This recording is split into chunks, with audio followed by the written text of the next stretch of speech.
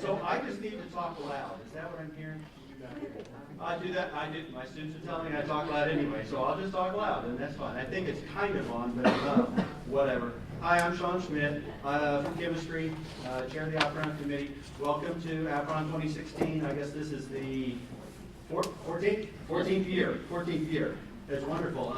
Today started out with a student talking about a civil rights trip that she took and gave a very powerful emotional. Was talking about the emotional connection that she made with the music. That's how the day started. And the day has just kind of progressed along with that same kind of high level of scholarship that's not just intellectually what's what, but also how does it connect to us socially, emotionally, the whole 9 yards. It's been wonderful. We've had screenplays, we've had poetry, we've had some music already, we've had oral presentations. I saw a movie that somebody had produced. Wow, a whole gamut of different things. We had 20 oral presentations. We've got 80 posters after this. It's just wonderful the amount of excellent work that our students are doing, the scholarly work that they're producing, whether it's applied in some research area or it's out in the community. It's just wonderful. That work doesn't happen just because the students are brilliant, which of course all of our students are brilliant, right? It also takes mentoring, right? If you're a mentor, could you please stand up so that we can thank you for the work that you do with these students? Thank you.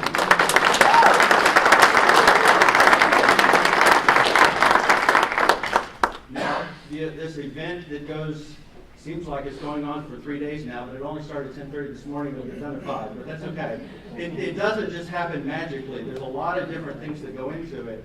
And working with me is a wonderful committee of about 30 people who tell me that they don't do much. And in reality, each person doesn't do a lot, but everything gets done what they need to have done. And it's wonderful working with this group of fine folks. Please stand up so we can thank you for your work. Thank you. There's one other important part of putting on an event like this. It takes money. There's funding that has to happen.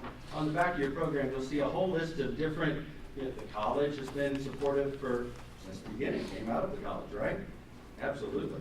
The different schools that have now, that have stepped up and are starting to help fund. Friends of Bayview Library has stepped up in a large way this year. The foundation that takes care of the honorarium for this lecture, they do part of the reception afterwards. We really appreciate all that they've done. There's one group that I left out, and that's the Office of Student Life.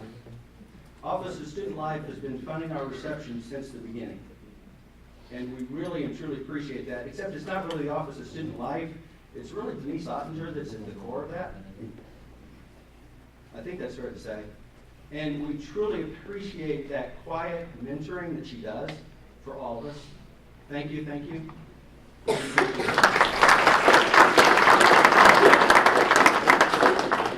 Okay, you're not here to hear me. You're not here so that I can talk and you can hear me. You're here to hear Nan. Is that right? Okay, I need to introduce two people and then I'll step out of the way. Regina Castle's going to come up and make a presentation about the different posters that have been put together for this event. And then Jim Smith is going to come up and introduce our last lecturer. So come on. Thanks.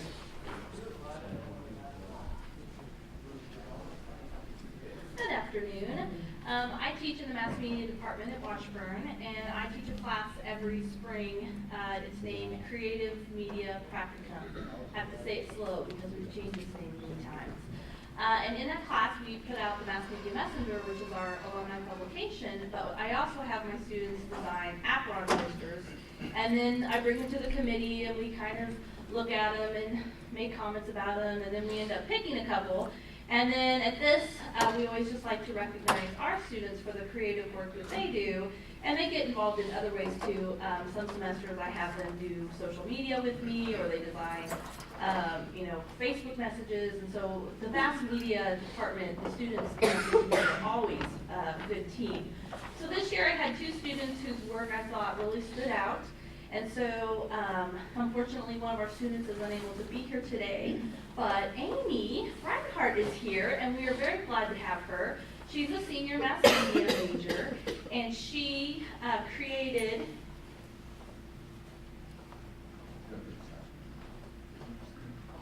We hid them. This is the search and find portion of today's event. you need extra challenges, by the way. You're doing wonderful. Amy, please come up. We would like to present Amy with her poster. So you probably saw these hanging on campus.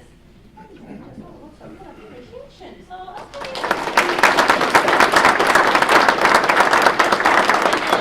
another student was Mark Cottage, and he was just unable to be here today, but I will make sure Mark gets this. So thank you.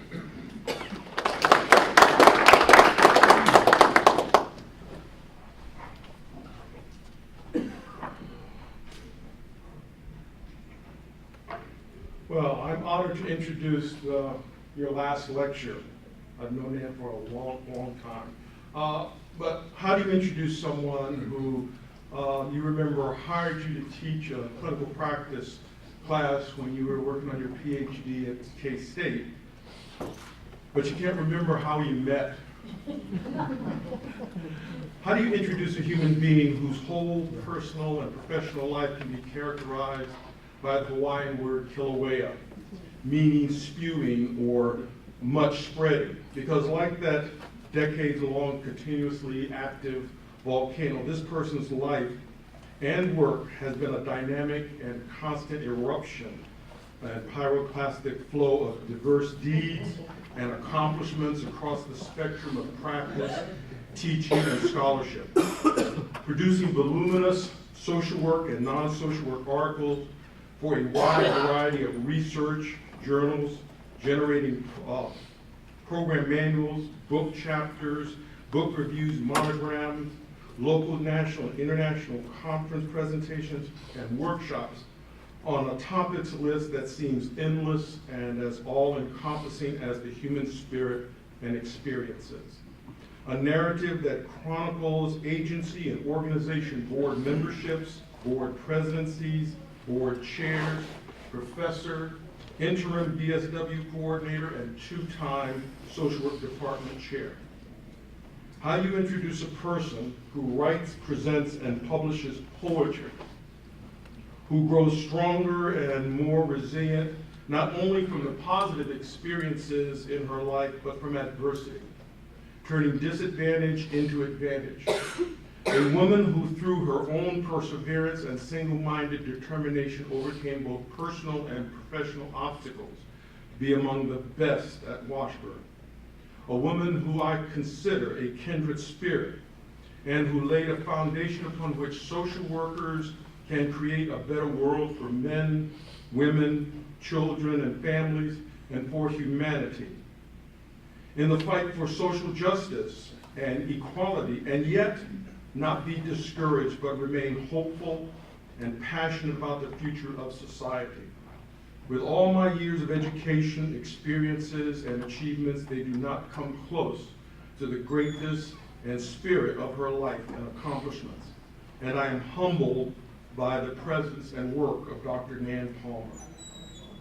The Nobel laureate, Adolfo Perez Esquivel, spoke not of his own torture, but the cries of others when he said he could hear and in one sense feel the suffering of those many around him, saying, and I quote, "Such is the power of compassion, that the suffering of others can be felt in us as greater than one's own."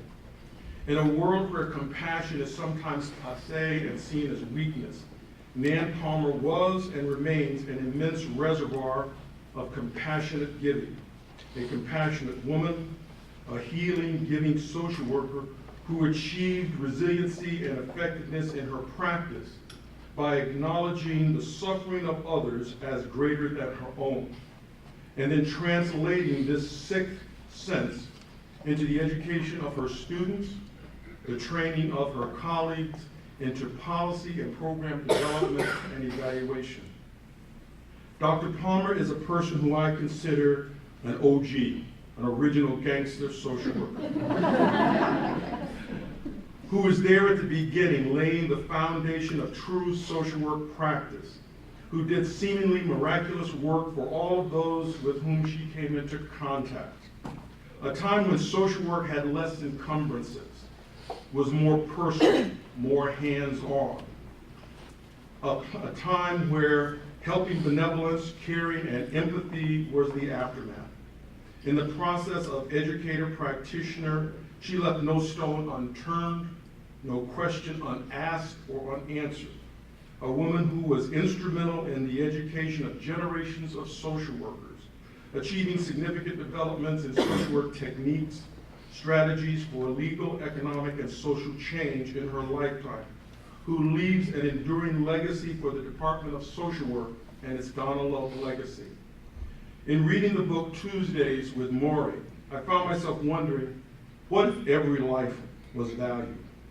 In the friendship and collegiality spent with Nan Palmer, every life, every client, every group, every community, every culture, every student, and every faith was valued.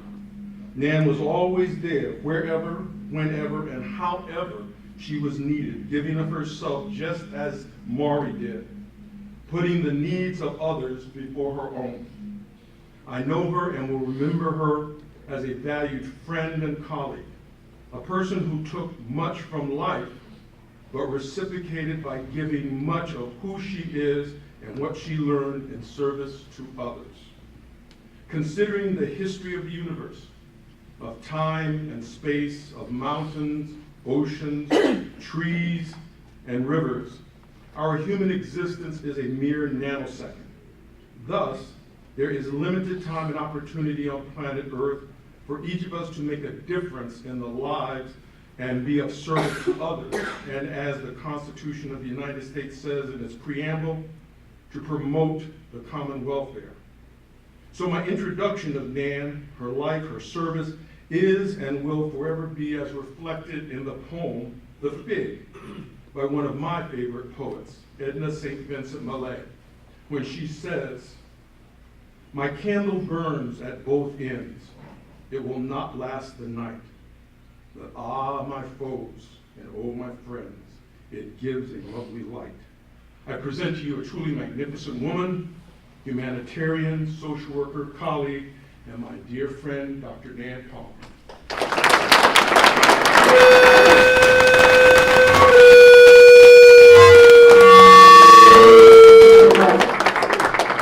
Thank you. I think that was a great last speech, don't you? Anyway, too close? Turn that mic off. There we go. Thank you so much. It's an honor and a thrill to be here. I want to especially thank Dr. Sean Smith and Dr. Sam Malone and Dr. Aaron Chamberlain and Regina Castro and Chris. They were instrumental in putting this all together for me and dragging me off the farm some 250 miles to come visit with you today. I know we don't have a whole lot of time, and you're sitting there with index cards, and I promise you there was no quiz. So it has nothing to do with that. But in the course of experiencing the day, I hope at the end of things that you will take away something real and something tangible to go along with you. Can you hear me back there? All right? Just a little bit. A little bit more? Okay, I could boom it out across 4 acres to call my dog. So what I'm talking about today is resiliency. And you heard the title is I'm doing very well, the link between gratitude and resiliency. And if there was ever a perfect time to talk about this, this is the 50th year, no doubt you've heard, of the great tornado that tore through Topeka and Washburn. And if there ever was a symbol of resiliency, it's Washburn University. And over again, you've heard, it's not the mortar and it's not the bricks, it was the people and the energy and the commitment that everyone coming together built this university back up from the ruins, almost like a phoenix rising. So I think it's a perfect time to be talking about resiliency and gratitude. To tell you a little bit about how I got to talk about that, my career in social work has spanned 45 years, as you read. And my specialty is trauma. My interest in resiliency actually goes back to learning. My undergraduate degree was in history. And in history, I also had an emphasis in Far Eastern studies. So the way I think about the world, the way it's put together, has an integration of mind, body, and spirit. And I think it's important to think about, as you go about whatever career that is where do your ideas and beliefs come from? So mine was definitely flavored by that. I grew up in Southern California, and my classmates were children of Japanese Americans who were interned in prison camps during World War II. They were the first survivors they had heard about. My mother worked with the Braceros, who came up from Mexico, and they were another group of survivors. Then I read about the Trail of Tears, and then I read about the Holocaust, and I had the opportunity to meet and hear the speaking of survivors of the Holocaust. And throughout all of these experiences, I was curious, how do people manage such horrific experiences? How do they make it through? Psychology and mental health tends to look at and talk about and study the casualties. It is a medical, it's predicated on what's called a medical model. And if you look at the medical model, you're interested in disease, and you're interested in pathology. So you're obsessive, you're depressive, you're psychotic, you're neurotic, et cetera, et cetera, et cetera, okay? That's what mental health did. And throughout my career then, as I started into social work, it was in the early stages of just 1970, and there was very, very little literature then about trauma, about child abuse, about sexual abuse was hardly even talked about. Nowadays, you hear it quite liberally. The Vietnam vets were some of our teachers in terms of what we now call post-traumatic stress disorder, and that rolls off fairly easily. Our vets from Iraq and Iran and Afghanistan and the other wars and conflicts, as well as the previous wars, taught us something about trauma, about injury. But what we haven't spent time doing is looking at how do people make it through? What makes the difference? Is there anything that can be done that would help somebody not be a casualty, but move through thriving? And maybe some of you personally know people who have experienced terrific, horrific experiences, but they're thriving, they're doing pretty well. You say, what has made the difference? So in my career, after about 20 years online and working with direct survivors of trauma, I joined the clinical staff at Northeast Kansas Mental Health, and I was also on the alcohol and drug team. There's a lot of connection and relationship between alcohol and drug abuse and trauma. The two often appear together. And so therein began a mix of interest in not only survivors of trauma, but how people survive. Now, I'd read the writings of some of the survivors of the Trail to Tear and the Holocaust. About 1987, early 1990s, the survivors of alcoholic homes began to write about their experiences, because alcoholism is a secret that families have. You don't talk about that. So they were actually giving voice, as many other survivors have. It says, these are things that are happening to me. These are things that happen to my family. And I want to talk about them. So there were those that began to tell their story about growing up and surviving some rather horrific kinds of experiences in alcoholic homes. So I had a passion for teaching. I've always loved teaching. My father was a teacher. He was a naturalist. I was also influenced by his interest in nature. You know, the tadpole that grows a new tail. We grew up in California. If anybody's been out there, you hear about forest fires. And I would see these little plants growing up out of blackened earth and rock. I said, how do they do that? Isn't that marvelous? Isn't that powerful?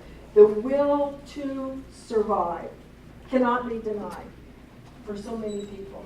So when I went and worked on my doctorate, what I did was I said, you know, I'm going to combine these things together, and I want to study about resiliency. Sounded like a good idea, and guess what I discovered? It wasn't even in the literature. There was maybe one or two research studies. Antonovsky was a sociologist that studied health And he was studying, how is it that some people get sick and die and some people don't? You wonder sometimes about like Mother Teresa. How does she care for all these people with all these diseases and yet she thrived? So he was interested in that. And he came up with an interesting finding.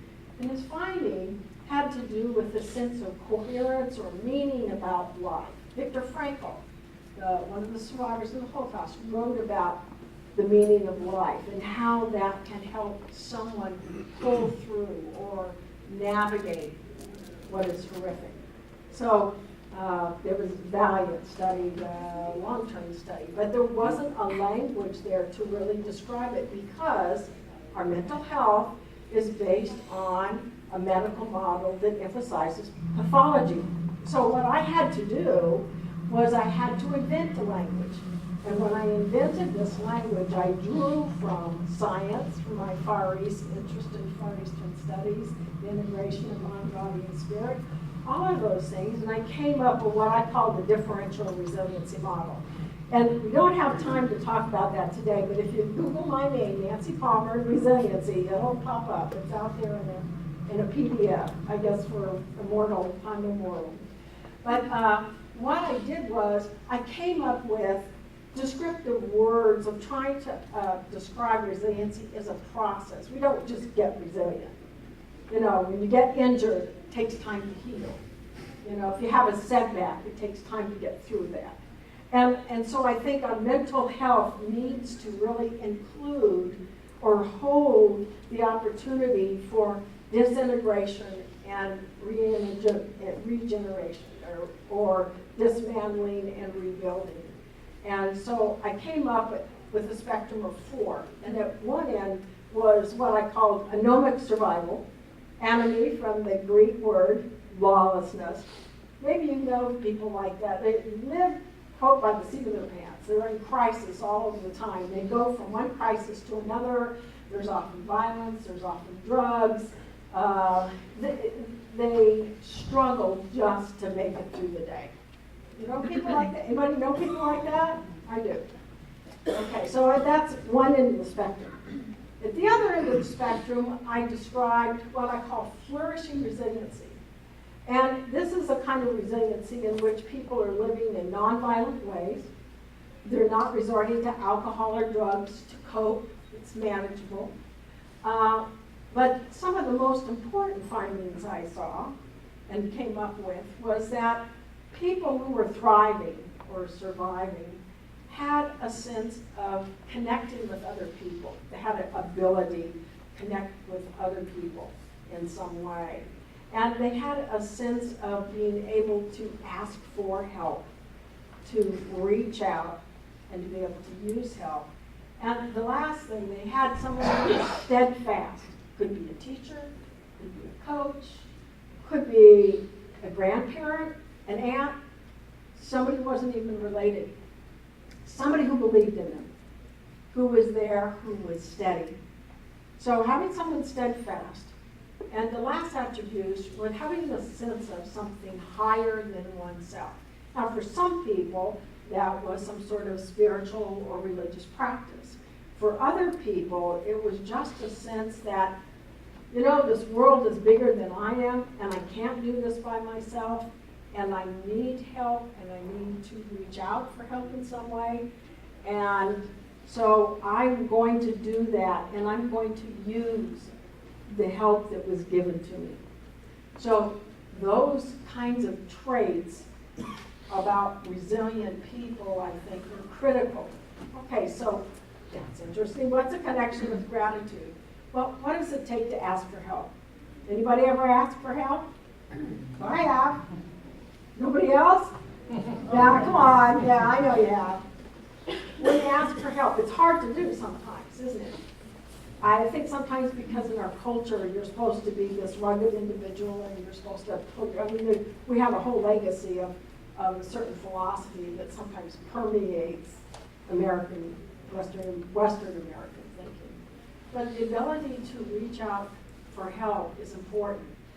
There's a guy by the name of, a gentleman by the name of Robert Emmons who studied gratitude. And he says something similar that resonates with the connection of resiliency.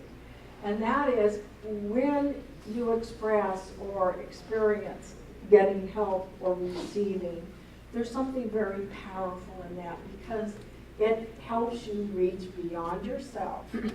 And this is important, especially in my work with trauma survivors, because what trauma survivors learn, especially if it's interpersonal trauma, if it's family violence, sexual abuse, you name it, they learn not to trust the world, and they learn not to trust anybody else. They actually learn not to trust themselves, but they'd rather do it themselves than trust anybody else because they might get hurt. So for people to navigate adversity, it means being able to reach out beyond oneself and be able to accept the gifts of receiving that people have to give us with gratitude. And without those abilities, then we're not able to connect well with other people. Man is an island, or woman, or two. We can't do it by ourselves. It takes resiliency. I think back at Washburn University, what horrific damage was done not only to the city, but to Washburn itself.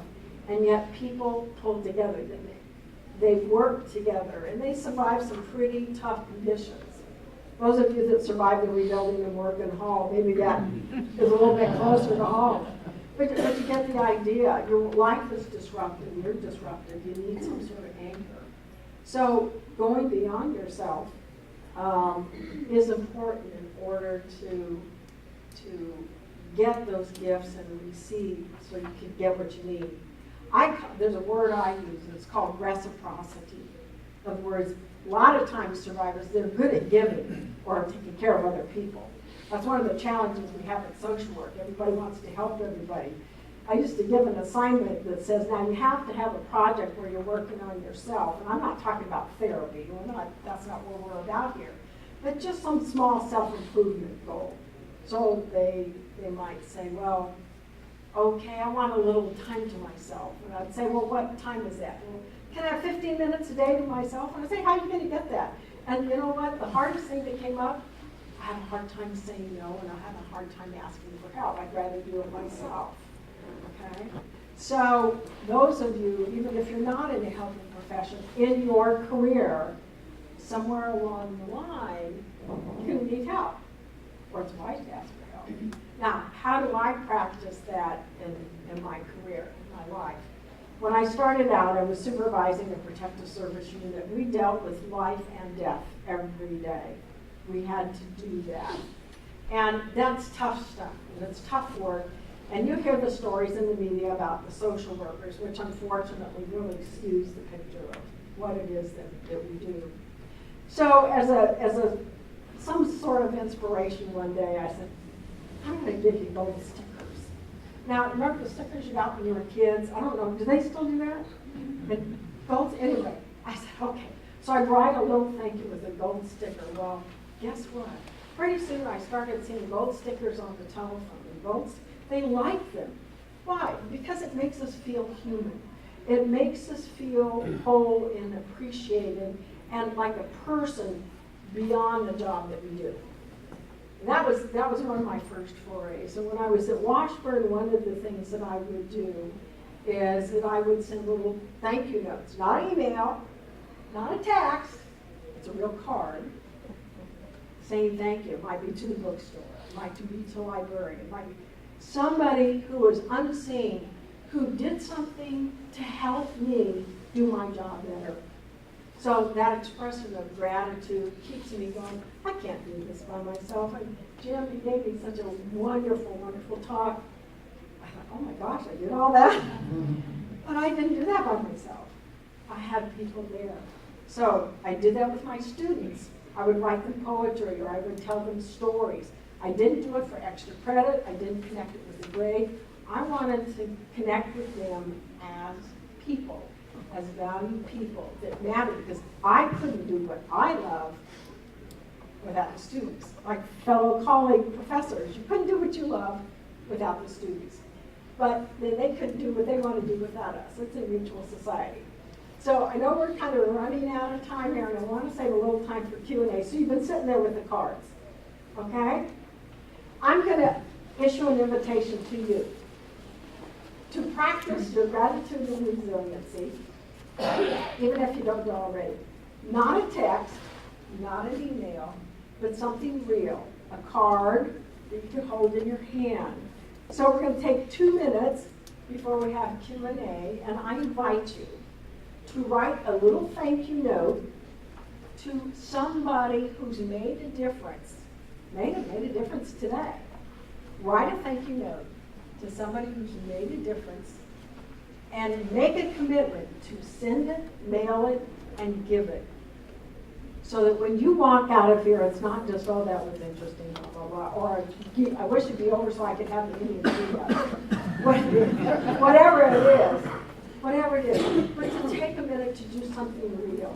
And if you can't think of anybody, how about writing a thank you note to yourself for being here? Because it takes courage to go to college, it takes courage to have your dreams, it takes courage to live your dream, whatever it is.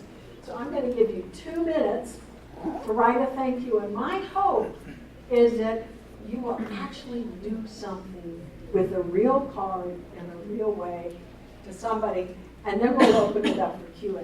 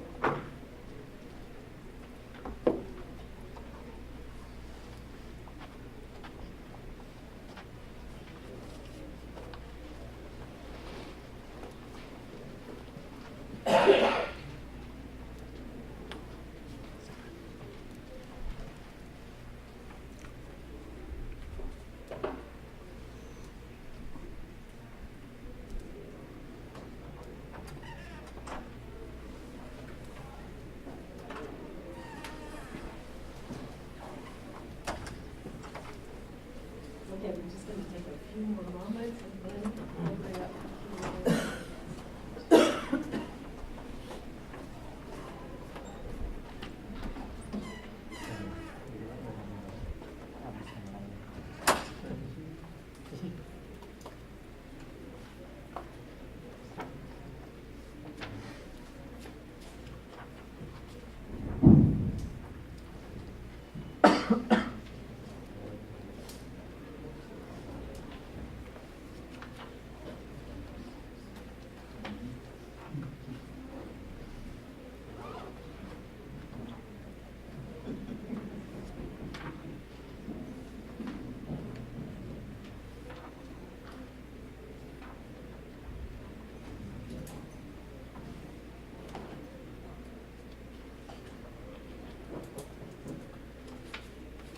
Okay, it looks like most people are finished. I hesitate to interrupt, but at the same time, I know we have poster session here starting at 3:45. So does anybody have any questions or comments, anything they'd like to share or say? Yeah? Say you know somebody who is in a bad way and they're one of these people that you kind of talked about, they want to do everything themselves, they don't ask for help. How as a friend or a family member do you encourage that person to ask for help? That's a tough one, because behind the asking for help is, I wish you would change. Is it? I mean, that's our underlying hope. When we say, you need help, what we're really saying is, I can't stand what you're doing, please change. That's right. And so that's a tough one. in social work, we talk about learning to say I messages, and really what we're saying is, you know, you could say I'm concerned about you, or gosh, you seem so tired and overrun. You know, I wonder if someone might be of help to you.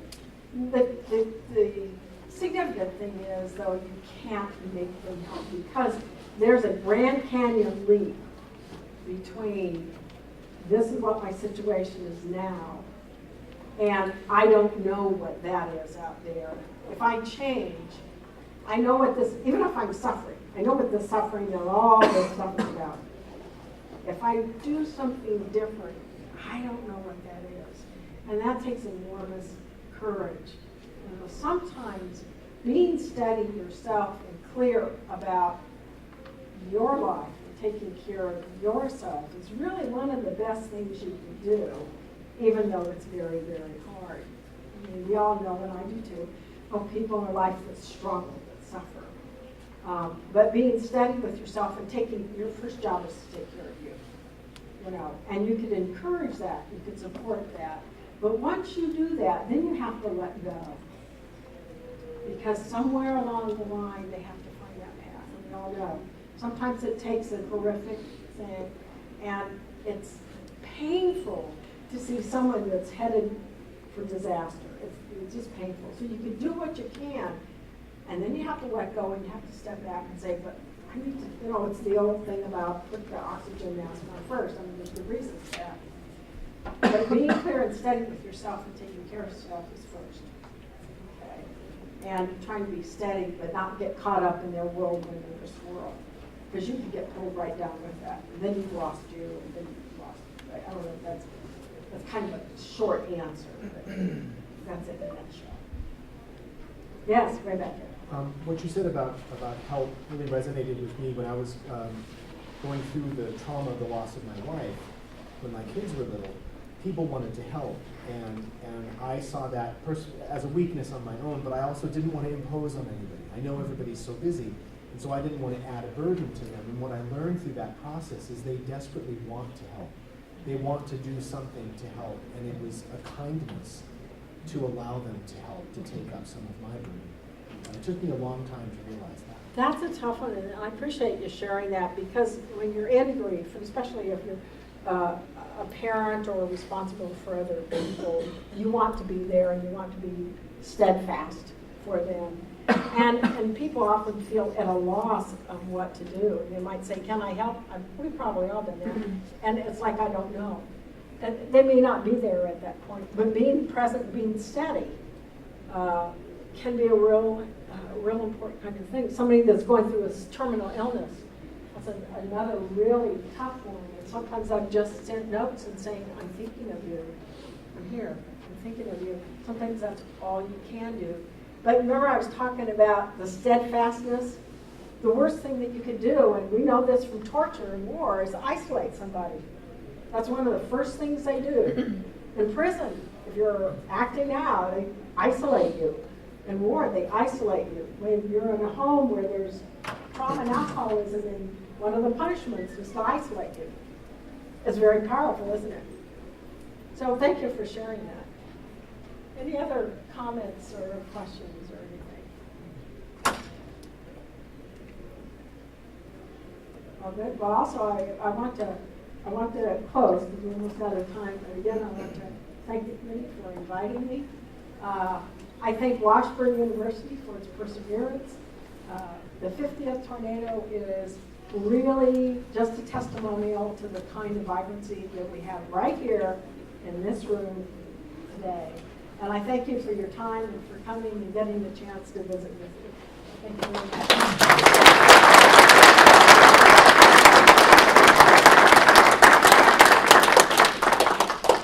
Before we all rush to the good food out here, there's one more thing that needs to be done.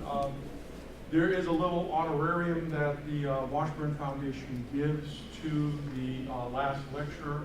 And Nan, as she always is, has donated that to the Department of Social Work for us to use for our students in some, I remember her conversation when she said to buy pizza for them or do something nice for our students. So On behalf of Dr. Kaufman, our department chair, I want to, even though he's sitting right there, I'll thank you very much for that. And there is a plaque that goes with this. You don't get to keep it, I'm so sorry, but it's just like a photo op.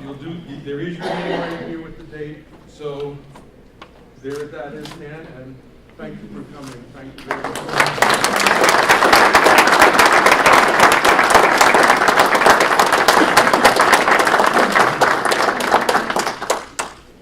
Go enjoy. And good luck. Yes, I'm supposed to thank everybody for coming and say, don't forget the poster presentation next door and the buffet outside.